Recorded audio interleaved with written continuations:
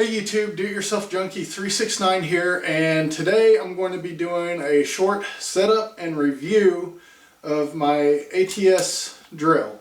And I have the part number down in the description as well as a link to so you can go and buy it from either ATS or Amazon. I guess I'd go with whoever has the better price. Don't forget to include shipping. Now I have this drill. And during my EEA work table video, you saw me using this drill, which is a DeWalt 12 or 18 volt reversible drill. RPMs, it's a 1/2 inch drill with up to 2,000 RPMs, which depends on what gear you put it in. And with this lithium battery, it'll run probably, well, depending on how long I'm running it, it'll run for at least a good hour, maybe half an hour if I just held the button down continuously. Or the last option that I have that I don't use very much is a 4.5 amp Skil corded drill, and that one will turn 2,250 RPMs. So this thing will actually spin faster than the DeWalt.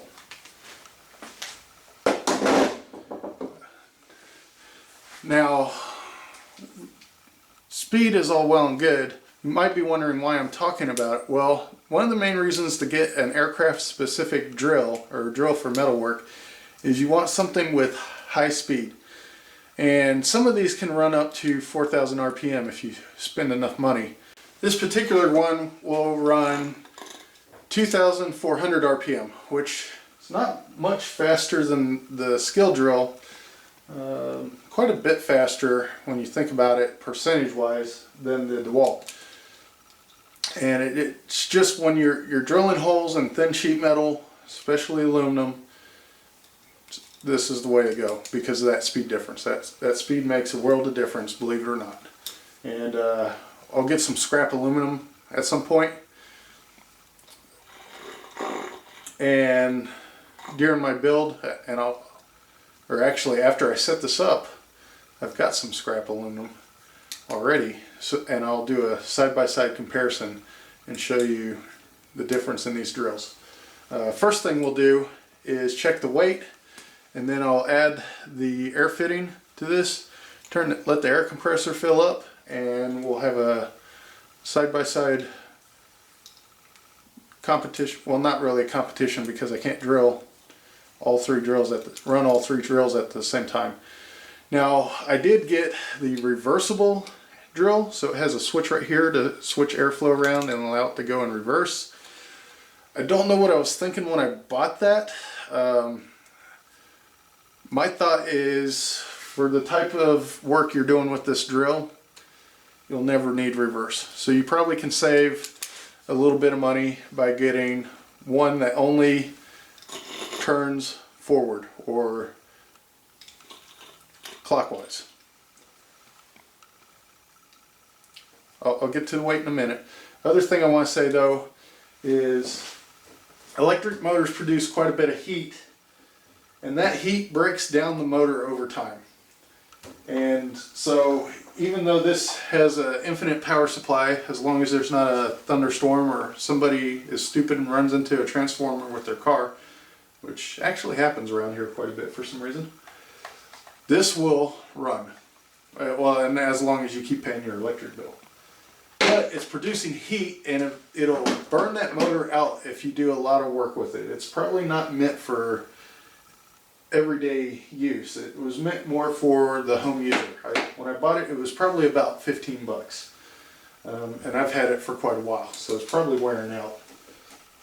This, same thing, it's got electric motor. So it produces heat. Even when I turn it on, the air blowing out of it, I can smell something burning, even though this is in perfect working condition. And then you've got the batteries. every time you run this down and recharge it, it's wearing that battery out. And you probably won't make it through an airplane.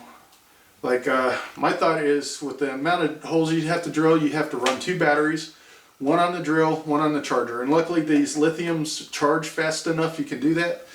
But I'm thinking halfway through the build, you'd have to replace both those batteries because you've ruined them. Well, not ruined them, but you've basically run through their life cycle. This, it has air blowing through it to run it, so it's not producing really any heat. Other than oiling it, there's not much to take care of. Just make sure you have it running at the proper PSI and you have a compressor that will support it. I'll include a link to the one I'm running, which was from Home Depot. It's like a 60 or 80 gallon Husky. Since it's from a big box store, it's fairly cheap. I went with that compressor back when I started working on my car because I was planning on doing sandblasting and painting, so I needed the volume, the capacity to do that. It's a single stage compressor, just large capacity, that way it's not always running. And when you're using high volume tools like drills, it's great to have that. So that's the air compressor I'd recommend getting. In the parts list, I think they say you can get away with a 20 gallon, but an upright like that just sitting in the corner of your garage barely takes up any room, and I think it's a great thing to have in any home. I use it to help people change their tires, like from winter tires to summer and back again. Air up tires. If I had I could almost open a tire shop if I had alignment tools and a wheel balancer, but that's a whole different thing. So that's the compressor I recommend getting, just because that's what I have. And this is one area where maybe you get to the end of your plane and working on your plane, you've built enough confidence where you're thinking like, hey, maybe I should try painting this. Or while you're building the plane, you take your parts and you want to do like a 2-part epoxy primer because you live near the coast or something, or you want higher resale value, so you want to paint those. Well, that compressor will support that capability. You can run a high pressure, low volume gun on it and power that setup with that air compressor, no problem. And as far as accessories, you'd need some hose, and for long runs you want to run at least the 3/8 inch hose, but then when you go to the gun or the drill, you can step it down to something lighter so that it's not like twisting around your hands and causing it weighing you down.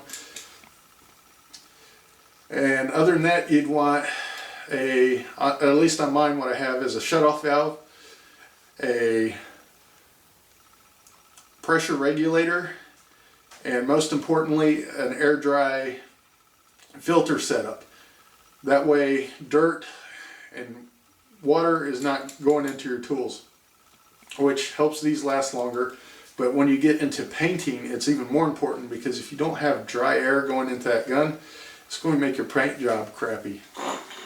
So let's get the scale out real quick. I'll tell you the weight of these, and then we'll set the air gun up, set the suppressor up, set the compressor up, and drill into some scrap aluminum that I have sitting over there.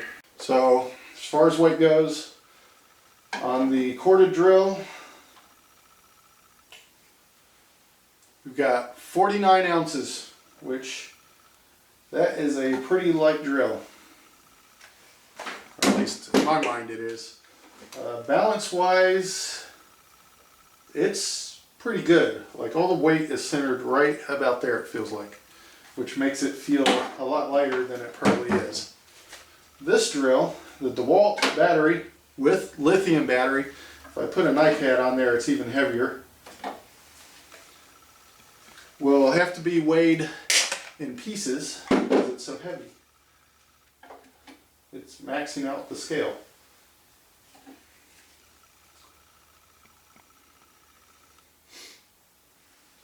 So I can't even get a weight on it. The scale maxes out at 70 ounces. It's over that. Battery alone weighs 12 ounces. That's about all I can tell you. It's really heavy.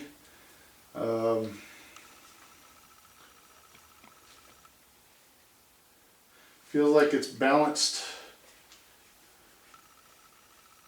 Yep, right about right there in the same spot. But there's such a huge weight difference that, I mean, we're talking probably triple, even without the battery, that it would wear you out drilling all the holes in the aircraft with that thing. So heavy that my scale can't even weigh it. If I had to guess, we're looking at 120 ounces.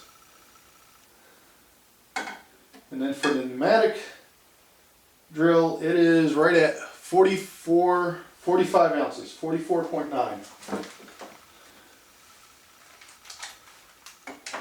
So,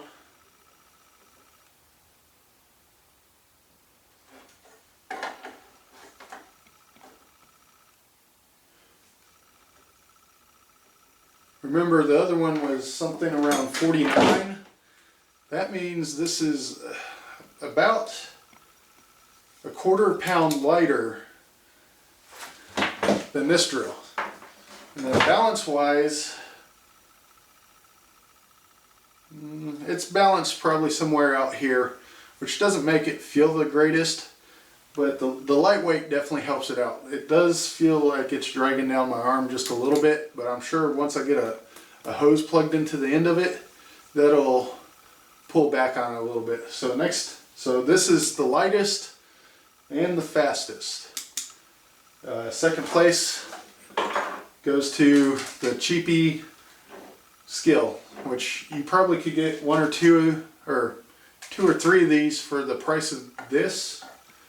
So I guess really if you want to get one of these, just deal with the slower speed, and then when it burns out, buy another one, and you might save about 20 bucks. I just think with the cord, to me it would get irritating compared to this and all the heat that it's producing. But that would be your own call. My recommendation so far is to go with this. As far as setup, it comes with a plug. It should already be oiled, but just in case, the box includes a container of oil for it and instructions on how to oil it. And you're going to want an air fitting that screws in there. And depending on air fitting, you'll want to use some plumber's tape or fitting tape, depending on what you want to call it. And you don't want to overdo it with this tape because it'll actually, well, it could end up breaking something if you stick enough on there and then try to force it together. So when you're screwing this in, it turns clockwise. So I like to run the tape counterclockwise so that the turning and tightening of it kind of causes it to lay down. I'm sure somebody will come along and tell me that's in the wrong direction. And I only do just over one wrap so that the free end that you start with is trapped under the free end that is going to get laid down because it's being forced down due to direction of rotation. And then you just get a wrench. Adjustable is probably the best. That way you don't have to figure out what size it is exactly. And there's a cap in there, and it's actually just pressed in, so you could get a fingernail under and pry it out. But there's also screw threads on the metal piece that kind of touch the plastic just enough that unscrewing it helps push it out a little bit so you can get a good handle on it. Then you simply screw the fitting in there and then oil per this instructions before use. And as far as your compressor settings, it says to run it at 90 psi. I don't think going any higher than that is going to cause it to run any faster, but it could cause it to explode in a very spectacular fashion and cause injury to you. So keep it under 90 psi. Okay, got the test set up. The only thing I'll point out that's different from this to the other two drills, this one you need a chuck key to tighten this down, which it comes with the drill. Just make sure you don't lose it. The other two have hand tightening chucks installed on. So that's a little bit of a nice feature to have, but not the end of the world. Hopefully you're not changing out drill bits that often. For this I'm going to run a 3/16 drill bit, which is a little bit large. I'm going to drill through this piece of angle aluminum. It's about 1/8 of an inch thick.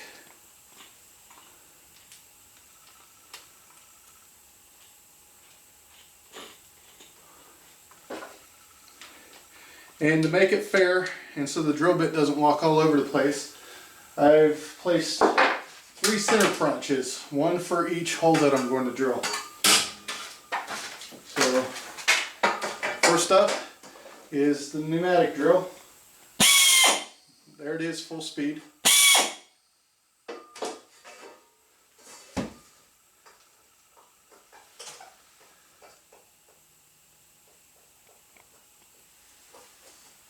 Get it in our center punch, and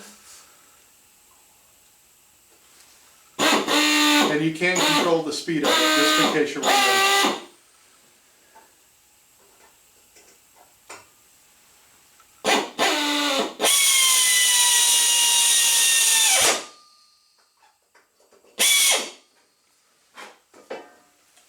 Pretty fast.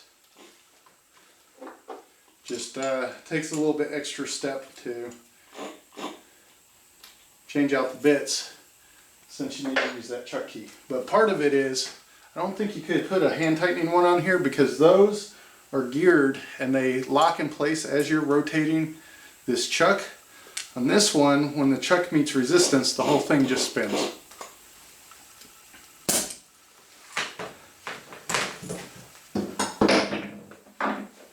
So I think on it you have to use the chuck key.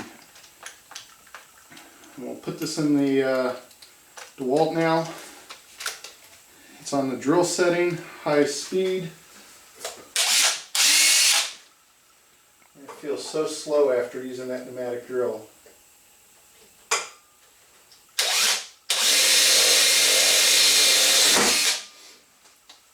We'll put the official times in the video. I'll go down and time it frame by frame,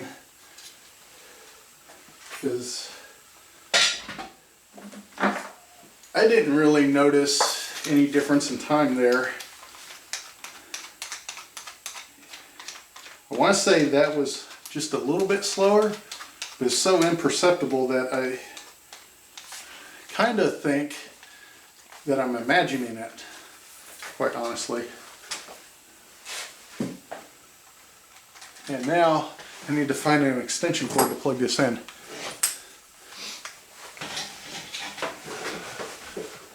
Pause the video here for a second. I'm going to unplug the camera. Hopefully it doesn't kill the camera.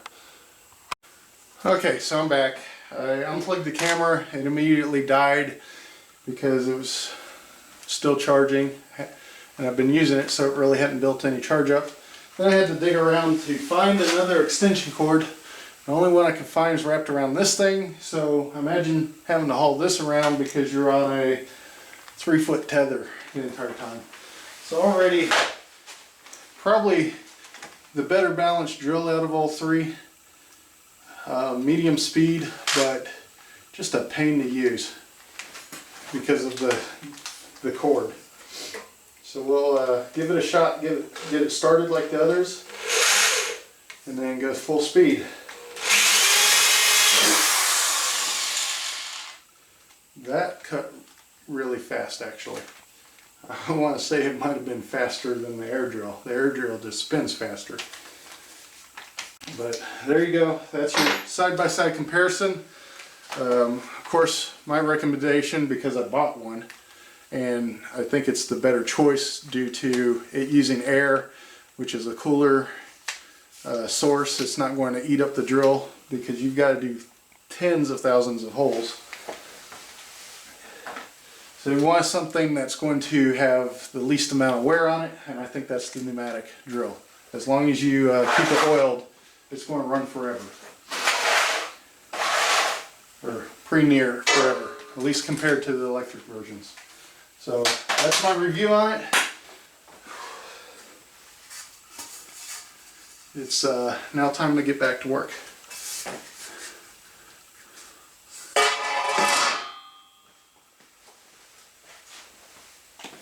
So hope you liked the video. Check out my builder's blog / how-to videos for the RV10 build. Hope you buy this drill. There's a link for it down in the description. Like the video, hit subscribe if you want to get notified as I upload build videos, and thanks for watching. Have a good day.